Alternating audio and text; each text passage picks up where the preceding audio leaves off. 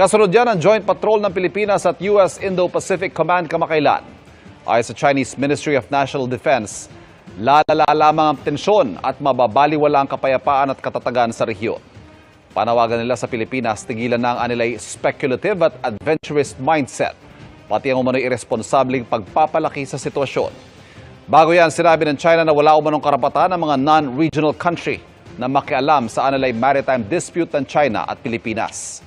Reaksyon naman yan sa pahayag ng German Foreign Minister nang nababahala sila sa nangyayaring gusot sa South China Sea. Sabi ng China, handa silang solusyonan ang mga issue sa pamamagitan ng dialogo at konsultasyon.